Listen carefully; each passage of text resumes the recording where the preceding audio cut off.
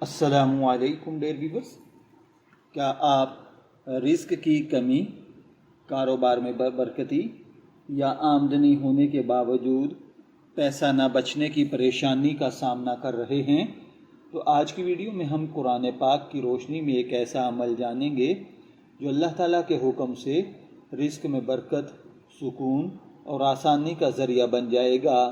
لیکن یاد رکھیں، اسلام میں رزق صرف زیادہ مال کا نہیں بلکہ حلال کمائی، دل کا اطمینان، صحت، وقت اور خاندان کی خوشحالی بھی رزق کی برکت کا حصہ ہے۔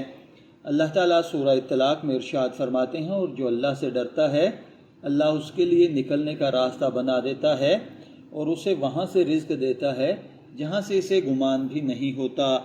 یہ آیات ہمیں بتاتی ہیں کہ تقوی اللہ پر بھروسہ اور اس کی اطاعت رزق میں اضافہ اور برکت کا اہم ذریعہ ہیں۔ رزق میں برکت کے لیے جو قرآنی عمل ہے وہ یہ ہے کہ آپ ہر نماز کے بعد صبح، دوپہر، شام یعنی نماز فجر، ظہر اور مغرب کے بعد آپ اول آخر 11 مرتبہ درود پاک کے ساتھ 100 مرتبہ استغفر اللہ ربی من کل ذنب واتوب الیہ پڑھیں اور 100 مرتبہ واللہ خیر الرازقین پڑھیں۔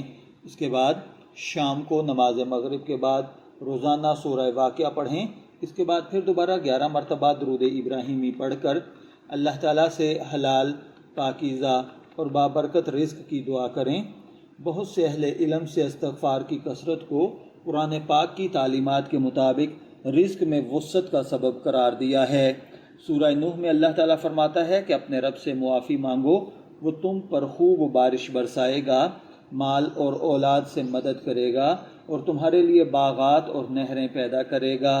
یہ عمل آپ نے 1 ہفتہ یعنی 7 دن مسلسل کرنا ہے۔ رزق میں برکت کے لیے کچھ ضروری باتیں یاد رکھیے۔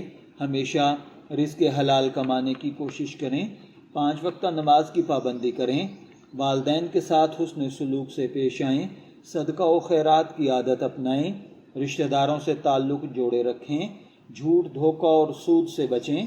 یاد رکھیں، کوئی بھی وظیفہ یا عمل اسی وقت فائدہ دیتا ہے جب انسان اللہ تعالیٰ پر مکمل یقین رکھے، گناہوں سے بچنے کی کوشش کرے اور تمام حلال طریقے رزق حاصل کرنے کے لیے اپنائے۔